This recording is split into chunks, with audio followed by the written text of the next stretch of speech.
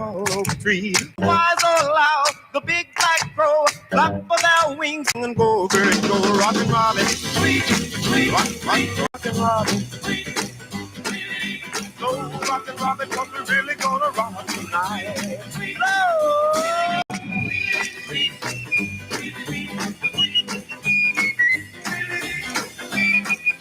Oh, yeah, a little Rocker Robin. That'll wake you up in the morning, won't it? Good morning. And welcome to the Rockin' Freedom Works show. That was Bobby Dade, by the way. Welcome to Freedom Works, the Paul Molloy show. That's who I am. I'm Paul Molloy, and along with my buddy, Big Ed Davis, we thank you so very much for being with us. It is Friday, April the 14th, halfway through the month already. Holy Toledo. Time is flying. We got a lot going on the show today. We're glad you're with us. In a few minutes, Ryan Young of the Competitive Enterprise Institute will join us, and we are going to talk about the stubborn, ongoing inflation and what can we do about it. Do we need more intervention from the Federal Reserve? We'll talk with Ryan about exactly that, just a few minutes. And a former Obama administration official and a stenographer for Joe Biden, says that Biden and his family are involved in a huge kickback scheme overseas. He can prove it. And we are going to take a look. So stay tuned for that as well. And is the U.S. dollar about to take a backseat to the Chinese yen on the world market? Boy, oh boy, everything seems to be going south for this country, does it not? We're going to take a look at that particular issue. It's a huge concern. So stay tuned for that as well. And in our Ultimate Top 10, we gave you in our last program the top 10 most patriotic states in the country. So this morning, the top 10 least patriotic states in the country, in America. Stay tuned for that as well. I got to start off the show because it is so big of a deal, especially around Tampa Bay. We've got a baseball team that refuses to lose. What have they won, Ed? They've won their first 13 games in a row now. Is that correct? And if they win tonight? Yes, sir. If they win tonight, they will be the all-time number one team to start out with from the get-go with that many wins. To win 14 games in a row. To start the season, yeah. Absolutely. They're off to Toronto. What's going on with the team? You watch the games. Okay. Yeah, he's got a call. Okay. I'll tell you what. We'll talk about that a little bit later, Ed. That's all right. That's okay. I want to talk a little bit. Let's get back to the real news, I guess you might say. And what's with this guy, Jack Teixeira? FBI agents arrested this kid, and I say kid because he's like about 21 or 22 years old. He's a Massachusetts Air National Guardsman. He's been stealing all of our secrets. And then he's got this group of buddies online, and he's passing the secrets out all over the place. So the FBI honed in on him. He lives in North Dayton, Massachusetts. I'm not sure where North Dayton, Massachusetts is. I suspect it must be near Boston somewhere. Everything in Massachusetts must be near Boston. So he was arrested yesterday in connection with a trove of classified documents. Merrick Garland said that this 21-year-old kid is being investigated for the alleged unauthorized removal, retention, and transmission of classified national defense information. A lot of people want to see the guy subject to the death penalty. Well, he had to have hacked into something.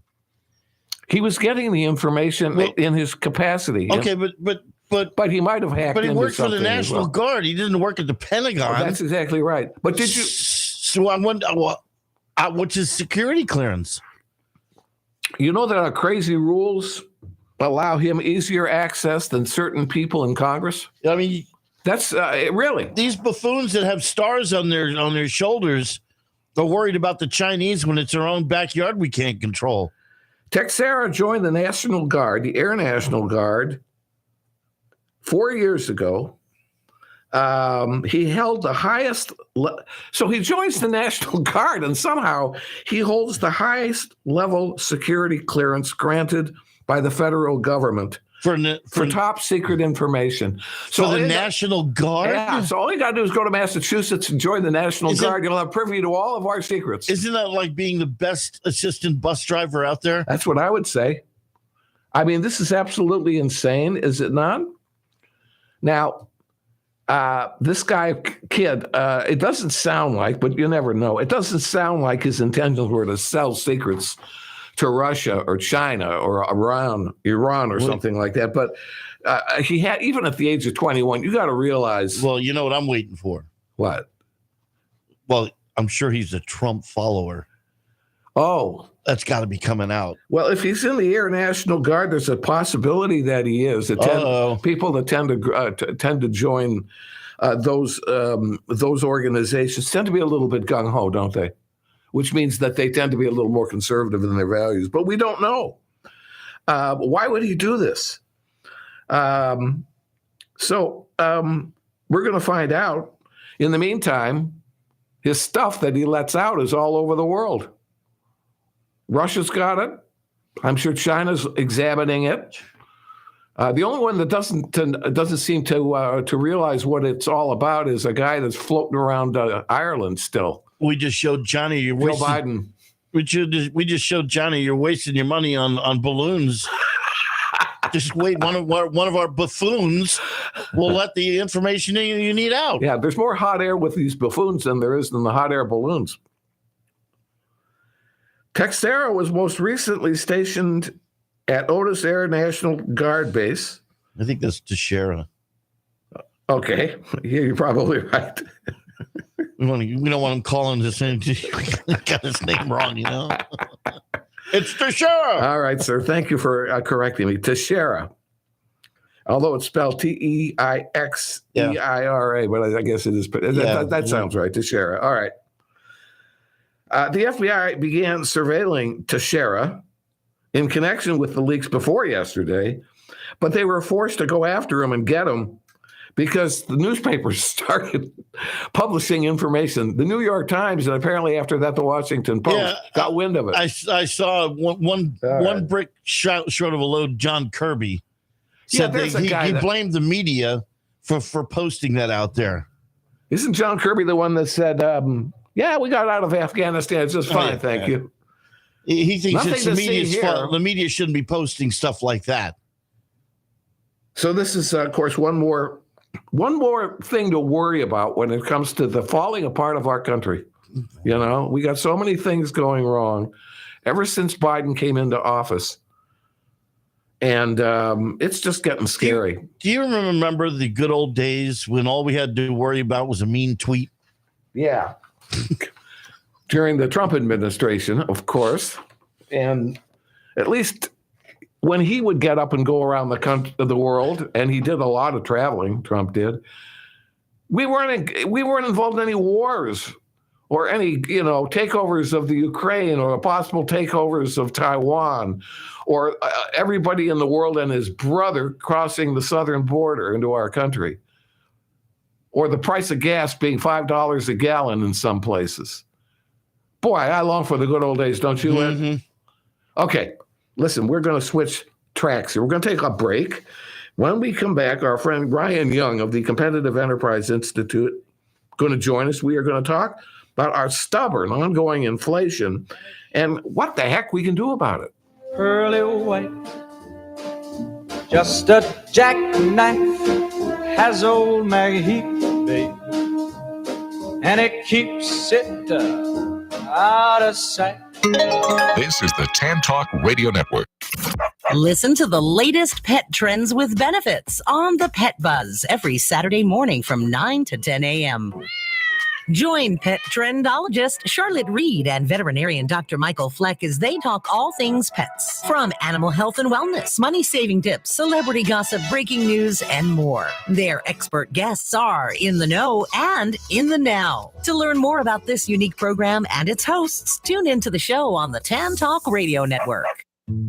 Caregivers find the support they need on Connecting Caregivers Radio with Linda Burhans, the gal who cares for the caregiver. Heard every Friday from 1 to 2 p.m., Linda and her caring and knowledgeable guests will bring you education, information, and resources, as well as a shoulder for caregivers. That's Connecting Caregivers Radio with Linda Burhans, the gal who cares for the caregiver, where you can find help and hope every Friday from 1 to 2 p.m. right here on the Tan Talk Radio Network.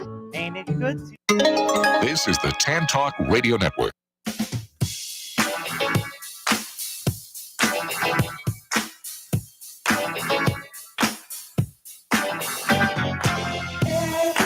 We are back on a Friday, and we thank you so very much for being with us. And we are delighted to have a friend of ours, Ryan Young, from the Competitive Enterprise Institute, join us. He is a senior economist there.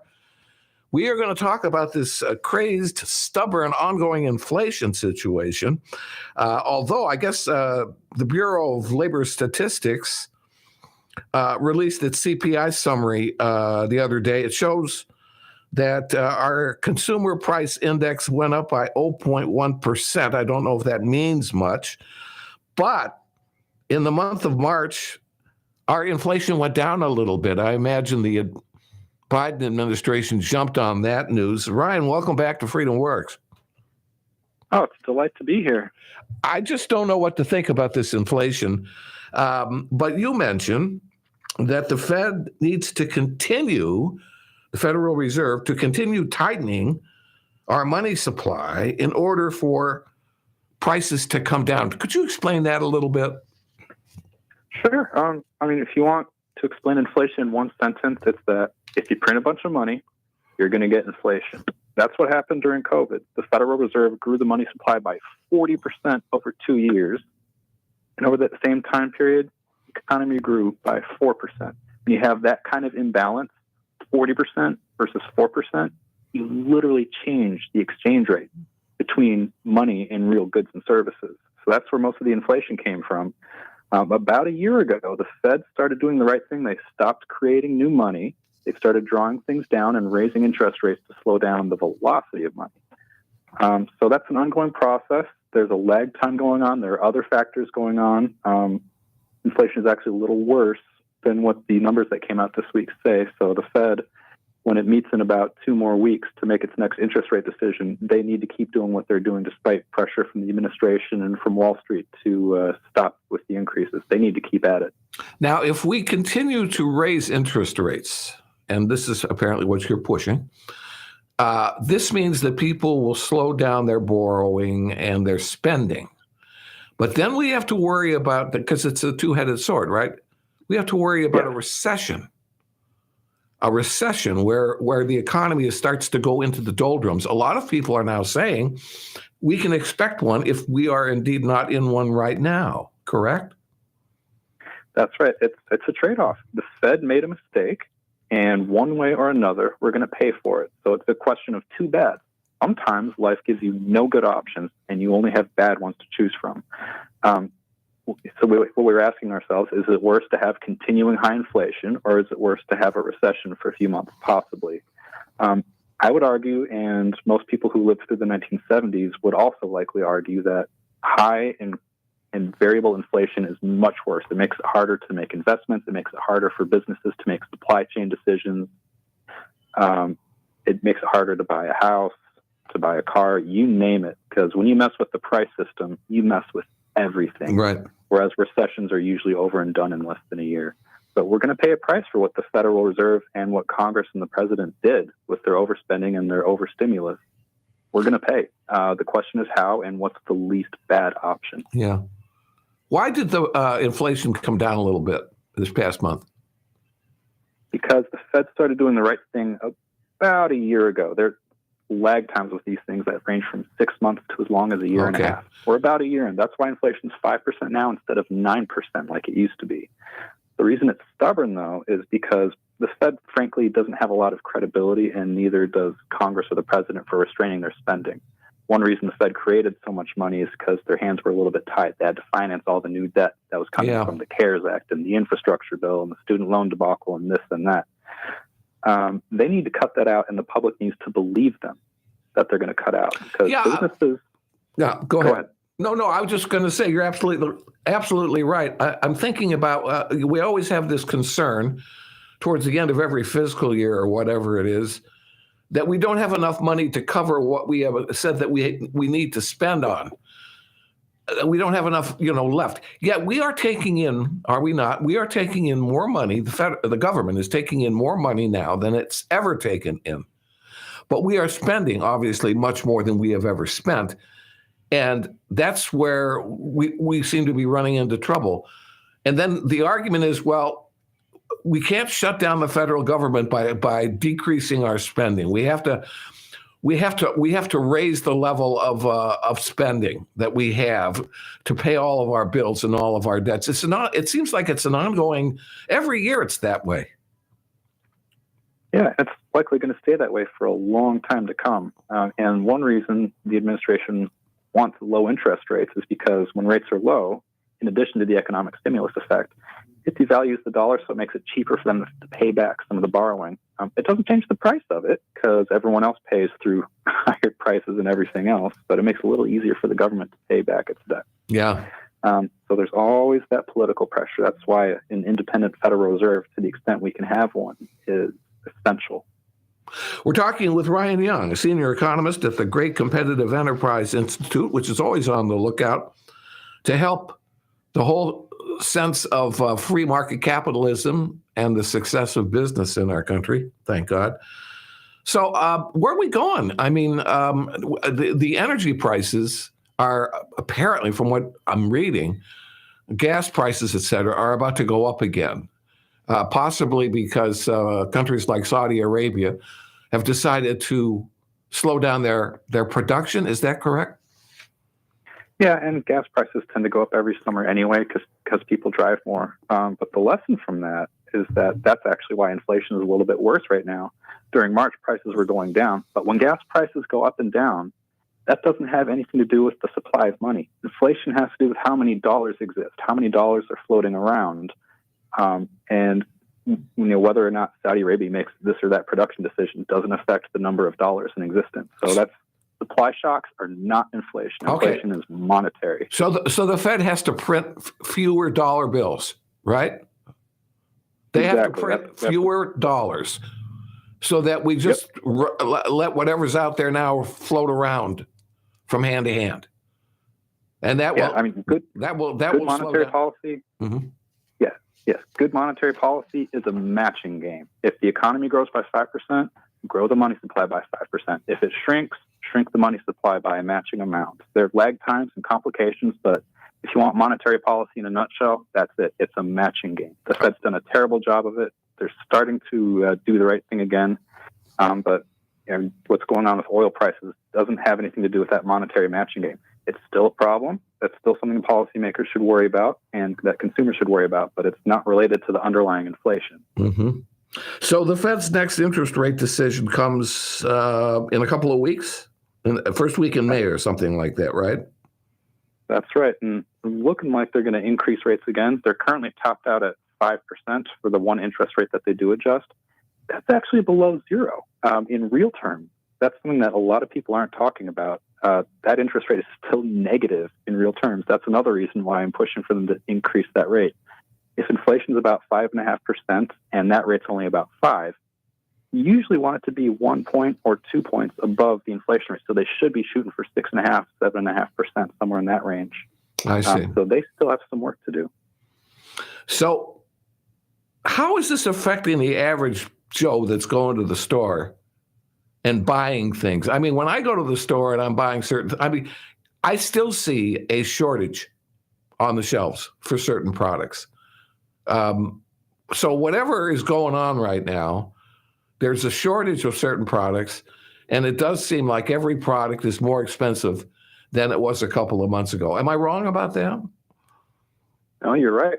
I mean, like we said earlier, when you mess with the price system, you mess with everything. So we're seeing that in people's, whether do you spend more now and out of fear of further inflation?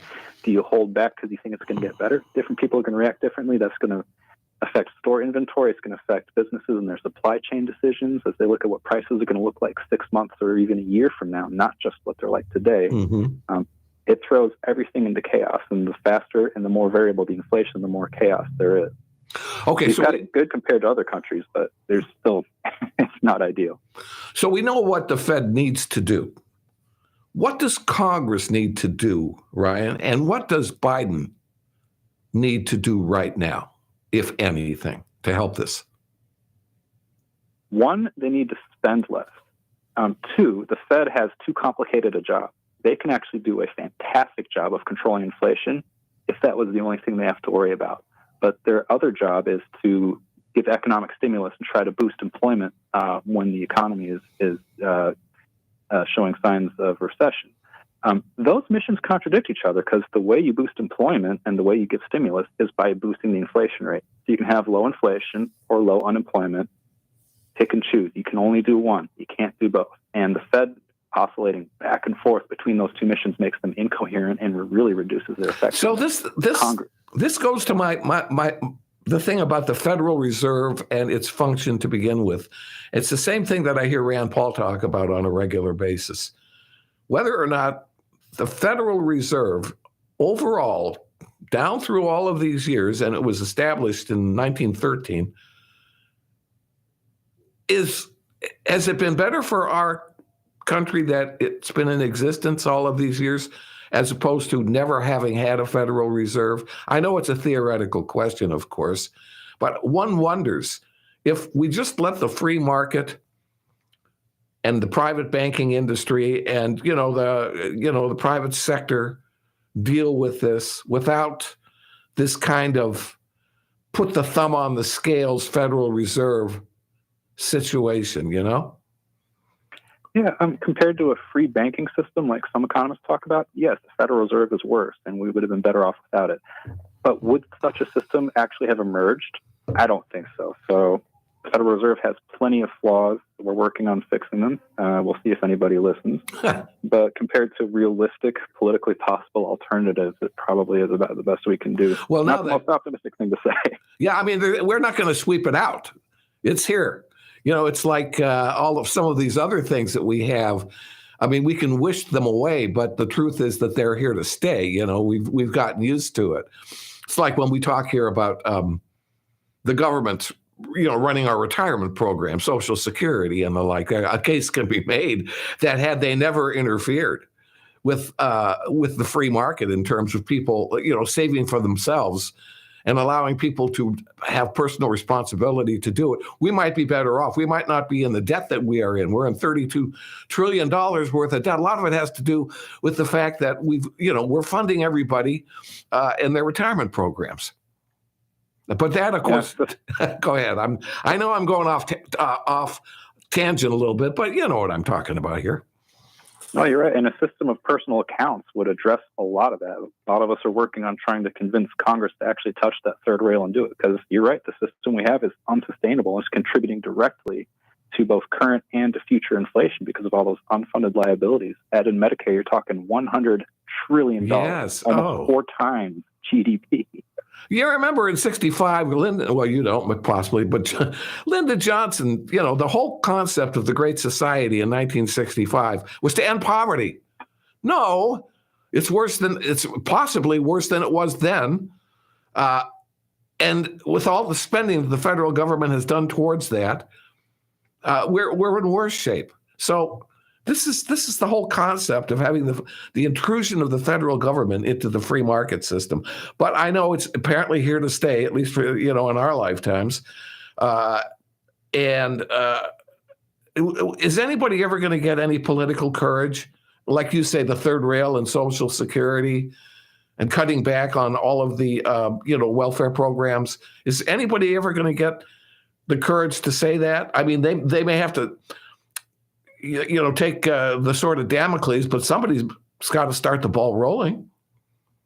Well, if something cannot go on forever, it will stop. It'll take something drastic for either party to gather up any courage, but eventually they have to. The floor falls through, and all of a sudden, we're totally in a situation where, and then we're in panic mode.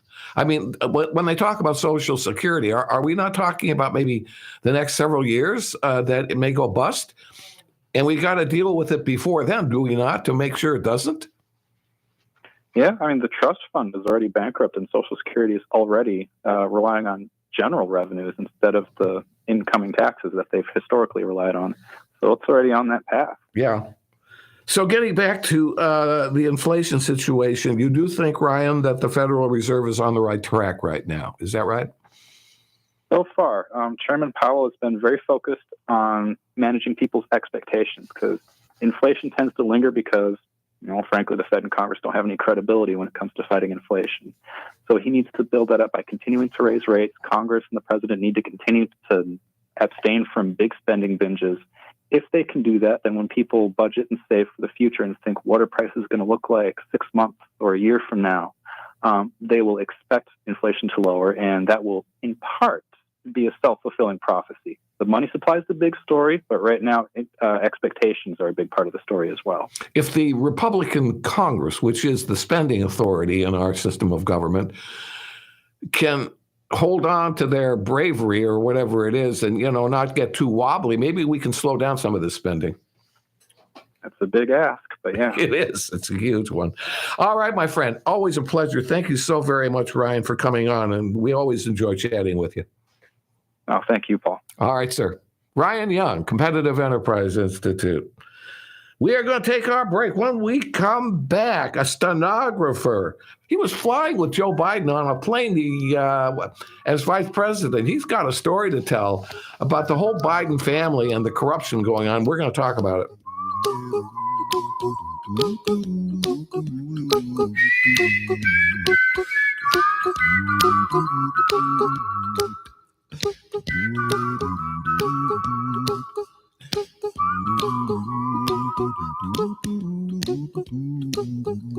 Here's a little song I wrote. You might want to sing it note for note. Don't worry. Be happy. This is the Tan Talk Radio Network. Hello there, Tampa Bay. This is former NFL and college football coach Jimmy Johnson. Listen to the Kelly Show every Monday starting at 5 p.m. They can sure use the attention. And this is former Major League Baseball player, Hall of Famer Wade Boggs. I also hope you listen to the Kelly Show every Monday starting at 5 p.m. They can darn sure use the money. Hi there. This is marine wildlife artist and conservationist Dr. Guy Harvey. Please listen to the Kelly Show every Monday starting at 5 p.m. They need to feel worthy. Tune in to the Shrink and Wrap Show here on Tan Talk Radio. Our stories and our topics will include, but are not limited to, everyday issues. We're here for you, for our listeners. We want to know what's important to you. So again, don't miss us on Tan Talk Radio. Tune in again, Shrink and Wrap Show. We'll see you then. That's the Shrink and Wrap Show every Thursday from 3 to 4 p.m. right here on the Tan Talk Radio Network. This is the Tan Talk Radio Network. Well, all I want is party down. Come along with me when I'm feeling wild. To be ever loving, true and fair. To run her fingers through my hair. Come along. Hey, we are back on a Friday, and as we are talking, that Jack Teixeira, the National Guard guy that's accused of leaking all these documents, he's in court right now in Boston. He must be shaking in his boots, wondering why the heck he did what he did. In the meantime, a former Obama administration staffer and a stenographer that would ride with Joe Biden in his plane as vice president from time to time is blowing the whistle on the whole Biden family's business dealings, accusing Biden of being involved in a kickback scheme in connection with his son Hunter's overseas business dealings while vice president. This guy's name is Mike McCormick. I saw him on Fox News a couple of days ago. He says, I've got the goods on him. He said, I'm trying to contact the FBI. I've got all this information. He was a stenographer for the White House for 15 years. He says the FBI is ignoring his alarms on the whole thing, despite his willingness to testify under oath. before a federal grand jury. He says this: in February, I went to the FBI.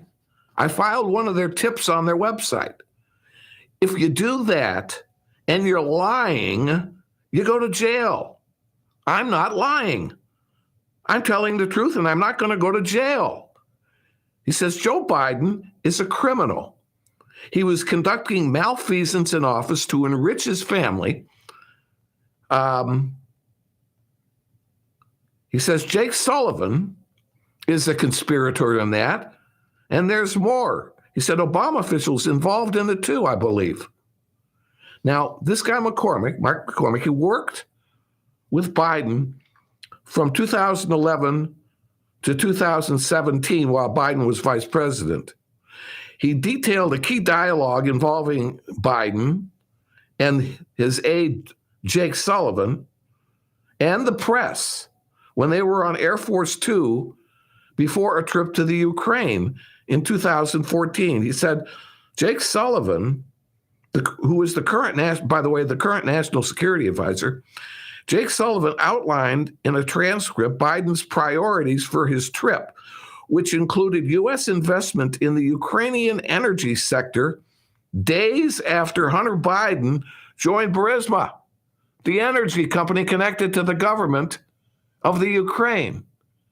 I mean, is that a coincidence or is it a coincidence? No, it's not a coincidence.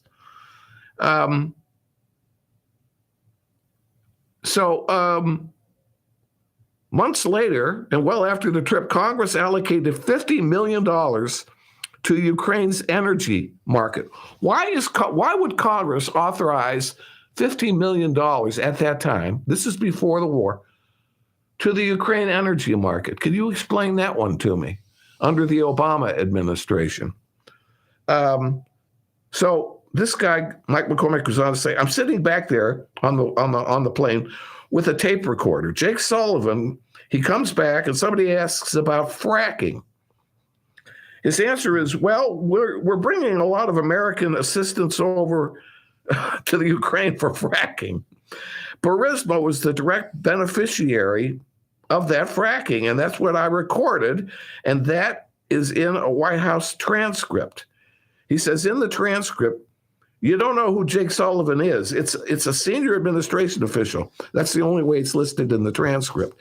He says, I'm the witness that says it's Jake Sullivan who said, and he should be investigated because at the time Hunter Biden was on the board of Burisma, and Joe Biden is bringing American taxpayer money to enrich that company and himself and his family. This was also the time, I think, when Biden decided that he would withhold $1 billion unless they fired the prosecutor.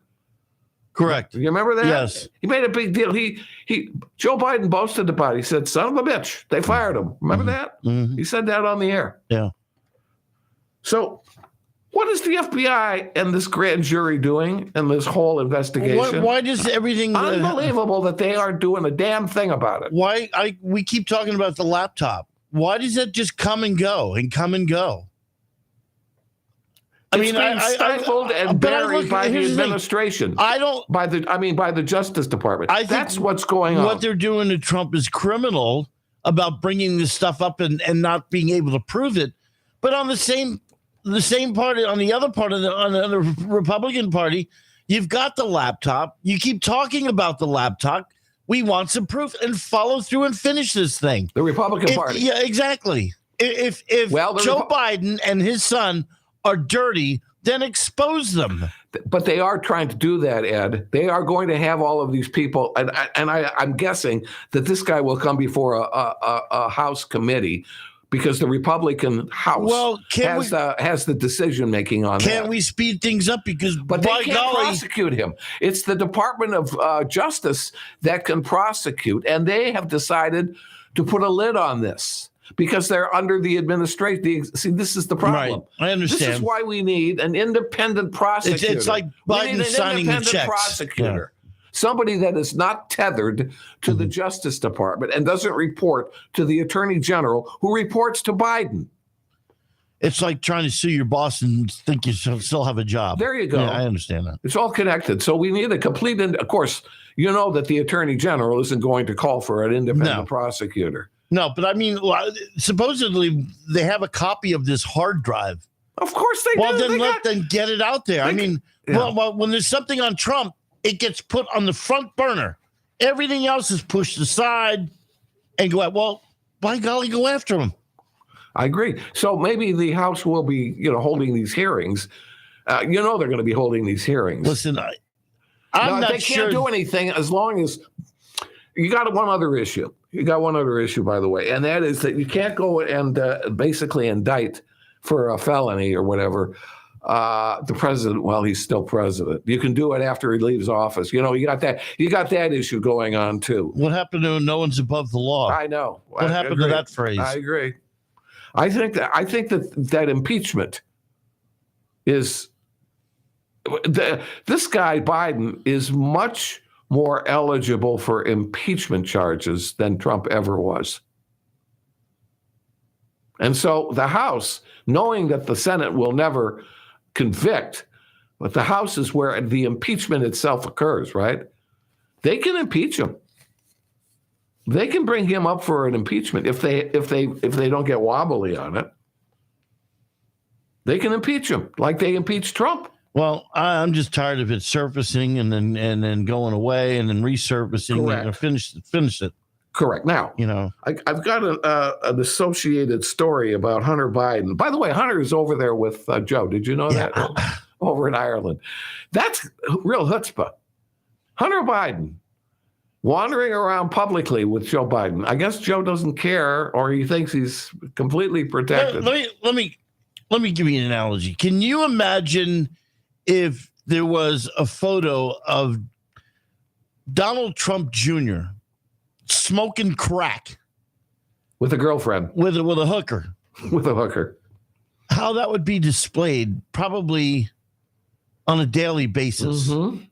Can you imagine if a laptop and every time Don Jr. was with his father in another country, that photo would be displayed? Can you imagine if they found a laptop with Trump Jr. talking about payoffs to his father as president of the United States from overseas? They're trying to indict. Can you imagine? They're trying to prosecute the whole family now. That would they would move so quickly on Trump, your head would spin. So here's the associate story I want to talk about. Hunter, excuse me. President Biden's embattled son Hunter was invited to accompany him, and I guess an aunt. So the sister of Biden is also on this trip over to Ireland, despite continued scrutiny over the foreign business dealings. But apparently Hunter Biden and his firm, Hunter's been very busy. He sought Irish government investments too. Did you know that? He was involved with trying to get money out of Ireland while his dad was vice president. In 2011, Hunter's partners and his now defunct investment firm discussed making contacts to expand their energy investments in various state-owned investment funds, not only in China, but also in Ireland, Oman, and Qatar, according to the emails that have been reviewed by outside sources. Maybe he's over there selling his paintings again, too. For $20,000 a piece. Very, very busy. The only thing Hunter Biden specializes in is DNA. That's the only thing he's got going his way. I guess. I mean, he doesn't have any skills. No.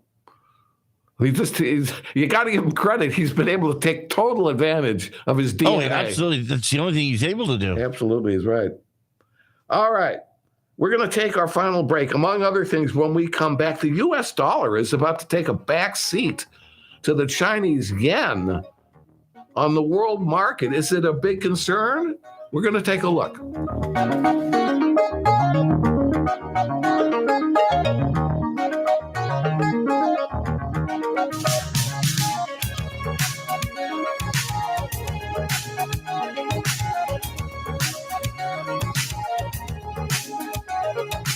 This is the Tan Talk Radio Network. Are you a writer, inventor? Do you have questions about your intellectual property rights? Well, tune in every Tuesday and Thursday morning at 11 o'clock for Joy on Paper. Once a month, I will have a special guest, the writer's legal eagle, Bill Larson of Larson & Larson, who can answer your questions. Protect your valuable work. Email me your questions to patsy.radio@gmail.com and then listen in every Tuesday and Thursday at 11 a.m. right here on Tampa Bay's Tan Talk Radio Network. That's patsy.radio@gmail.com. Tune in Saturdays from 3 to 5 p.m. for Miss Sarah's Dynamic Gospel Power Show. That's 2 hours of great gospel music every Saturday from 3 to 5 p.m., all brought to you by the Ozona Pig Restaurant in Ozona. Yes, that's every Saturday from 3 to 5 p.m. It's Miss Sarah's Dynamic Gospel Power Show. Tune in on the Tan Talk Radio Network. This is the Tan Talk Radio Network.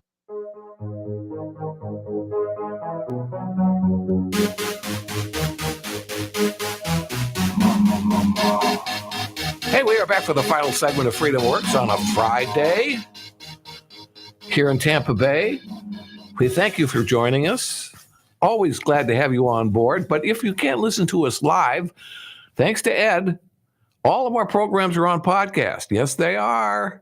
Yes, they are. All you have to do is go to our website, which is ourfreedomworks.com, ourfreedomworks.com.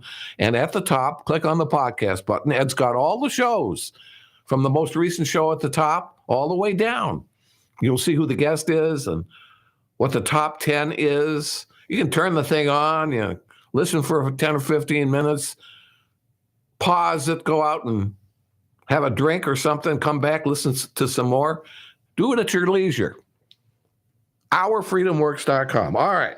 So the rise of China as an economic powerhouse in global trade in recent decades has sparked concern about the long-term status of the U.S. dollar on the world's market.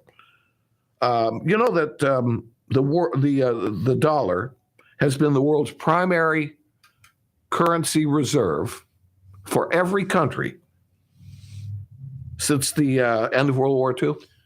It's nice. I mean, I've been on cruise ships and where you go into a different, like Mexico or something. The dollar is always taken. Exactly. Yeah. Exactly. You don't have to worry about exchanging money. Exactly. The dollar, and so we've grown up with that concept, but it may be about to change. China recently announced a deal with Brazil to what they call denominate more of their bilateral trade in their own currencies instead of the dollar. China is also in talks to buy oil from Saudi Arabia and other oil-rich Gulf countries in its Chinese yen currency rather than the dollar. And these countries are starting to listen and starting to act. Now, that's the beginning of what could be a domino effect. If other countries start doing that as well. That wouldn't be a problem if we were drilling at home. Of course it wouldn't be. If we would start drilling again with all the natural resources that we have in Alaska and, all over the place. Another thing I was listening to, speaking about that, when they talk about, shutting down fracking and shutting down the production of oil here and going to electric, you know how much copper you have to use for those batteries? We don't have enough copper production. Do you know what to withstand all of the electric batteries? The mechanical power that it takes to mine those exactly ingredients that they need for the batteries. Can think past their forehead about this, we got to shut down. It's polluting. In the meantime, we're going over and getting everything from the world's biggest polluter. I tell you, Paul, China is producing all of this stuff and polluting all over the place. I am very, very worried, and I don't know what's going on, but all these batteries that we're using these days, it used to be that you had some double A's or triple A's and a D battery or a C battery, and and you took it down to the store and they recycled it, you put them in a bin or whatever. I mean, you go down your street and when people are mowing their lawns and weed whacking and blowing the leaves, they're all battery powered. And they only last a couple of years and you got to replace them. Where are these batteries going? That's just those and then you got car batteries too. You're talking about landfill issues. Exactly. With all Where of are this those stuff. Are they just people just throw in the trash? So on the one hand, we're talking about stopping petroleum product. Right. On the other hand, we're filling up all of our Paul, that'd be like us saying, okay, I'm going to get an oil change. Take the old oil and just throw it in the backyard. Yeah. Yeah. Right? Yes. Yeah. So we're polluting in one way, claiming that we're stopping polluting in another. Get an oil change, they charge you $5 a disposal fee. Absolutely. All right. Ed, let's talk about something a little more enjoyable. Oh, man.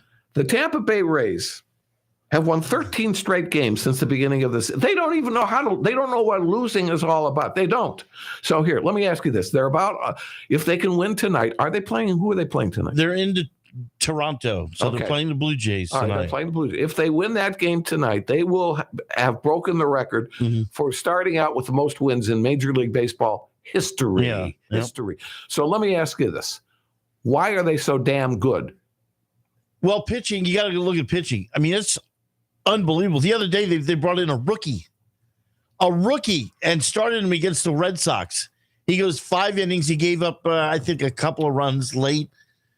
And this kid was so young that when the game is over and the players got on the high five, it looked like some kid had wandered out onto the field and got amongst these guys high-fiving each other. That's how young this kid is. But they keep finding these prospects. And you got to wonder, when they go to trade somebody, a pitcher, to another team, that other team's got to go, what's wrong with this guy? I mean, why would you get rid of this guy? They know what they're doing. They see either they see the talent or they're coaching them correctly. I don't know what it is. Maybe it's the I'm going to say it's the system? I think it's the system. Okay. I think they must have the best. Is it the player or the system? I think the system, because they keep bringing in these kids, and these kids are performing. I mean, they have to have the talent, these kids, to begin with. It's not like you can take some kid and then teach him to become great. We used to talk about the Bucs defense in the early 2000s, where they kept plugging in players and then they'd be great, and the defense was always great every year. Boom, boom, boom. And some players would go off to another team and you never heard of them again. So was it the player that made the system or the system that made the player? Well, the system made the player. Is that what's following over here with the Rays? Anyway, to answer your question, it starts with pitching. Of course it does. And then all of a sudden, we've got bats. And these guys are getting up the bat and they're getting on base. I used to scream at the TV last year. Everybody's swinging for the fence. Get on base. Get on base, and then you can swing for the fence, and it's producing more runs. They're scoring 9. They're scoring 10 runs. They have scored in 13 games 101 runs, and they've held their opponents to 30. I don't see any flaw in the team right now, and their defense is good too. We haven't seen it yet because they haven't lost yet. But I mean, their defense they were down 3-1. They were down 3-1 yesterday in the fourth. Everybody's going, "Oh, here it comes." I mean, it's just everything's working for them. Their pitcher got hurt, and one guy said, "Hey, listen, this game isn't over. Let's go." Also, do we need to talk about the Lightning real quickly? Are they going into the playoffs? They're in the playoffs. I believe they're resting players. In fact, is the regular season over now? I believe it is. Yeah, isn't it? I think they're right. They're going to be playing the Toronto Maple Leafs in the first round. Yeah. So we have to. I'm not sure when that starts. I think next week. Yes. Week. Okay. All right. Very good. It's time for our top 10. Now, our last show, we had the most patriotic states in the U.S. This comes from Wallet Hub. We are now going to do the least patriotic states. Ed, I want you to think real hard and listen while you're rolling the drums. We were in the Northeast a lot. The most patriotics.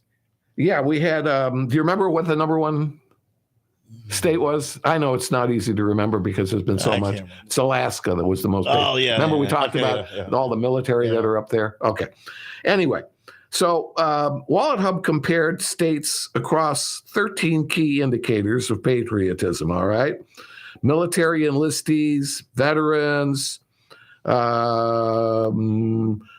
the share of adults who actually voted in the last presidential election, and AmeriCorps volunteers. So all of that factors into it. So here we go. Number 10. Louisiana is number 10 most patriotic state. I was going to say, we're probably going to be in the South now. Well, you can't get any more South than Louisiana. That's true. That's true. Let's find out. Number 9. Pennsylvania. They ain't in the South. No. But they're a patriotic state. They're one of our big states, in the original 13 colonies. All right, number 8, Alabama. Now, Alabama, you would think, because that follows your theory, right? Right. Southern state, a lot of military. Okay, number 7. How about this one, Indiana? Now, Indiana in the Midwest has always been a conservative state. It's always been basically a Republican state. Did you know that? Mm-hmm. It's next to Illinois. And anyway, it's continues to be patriotic. Number 6. Now, this one surprised me a little bit. Connecticut. Really? Connecticut. Another one of, the original 13. Number 5. Massachusetts. Really? Yeah. Wow. Massachusetts. They're high in civic engagement. Let's see. Number 4. Florida. Now, they're very high in military engagement. Okay, well, that kind of offsets. Okay. They're not high in, believe it or not, they're 49th out of 50 in civic engagement, but they're like 19th for military engagement. We have a lot of military in Florida. Number 3, Rhode Island. Yeah, little Rhode Island. I don't know what it is. They seem to be just middle of the road when it comes to both military and civic. Number 2, New York.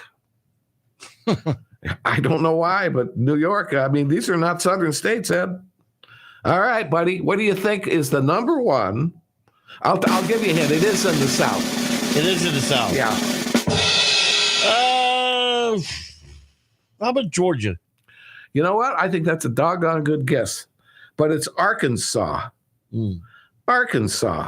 Arkansas overall is the most patriotic state in the country. Now, they're only 29th out of 50 in military, and they're 50th out of 50 in civic engagement.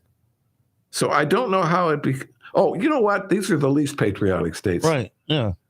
I apologize. I got confused here. All of these. So Arkansas is the least patriotic. You had a Biden moment. I've had a Biden couple of minutes here. So all of these states are the least patriotic. I thought Florida would be a patriotic state. So forget what I said. These are all, Arkansas is the least patriotic state. And there you go. All right. Thank you so very much. We will be back on Monday. Have a wonderful weekend. And remember, freedom works.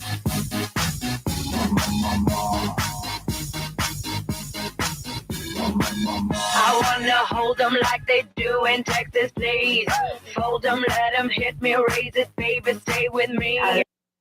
WTAN, Clearwater. FM 106.1. WDCF, Dade City. FM 102.3. WZHR, Zephyrhills. FM 104.3. Listen. And a happy Friday, Tan Talk listeners. Here's a look at your weekend forecast. We're expecting a high this afternoon of 81 degrees. Very small possibility of a passing shower. Tonight's low 69. Tomorrow's high at 83. And on Sunday, look at a high at 84 degrees. Just a very small chance of rain all weekend long. Sunset this evening is at 7:56. Have a good weekend, everybody. Now here's the latest of CBS News. This is CBS News on the Hour, sponsored by Steel. I'm Deborah Rodriguez. The Biden administration and an abortion pill manufacturer have just asked the Supreme Court to preserve access to a commonly used pregnancy termination medication. Stacey Lynn has our top story. The Justice Department and the maker of mifepristone, Danco Laboratories, have asked the Supreme Court to intervene and put on hold the lower court's ruling. The High Court could override the FDA's decision-making if it doesn't turn back that ruling, limiting the use of the most commonly used abortion drug in the country. If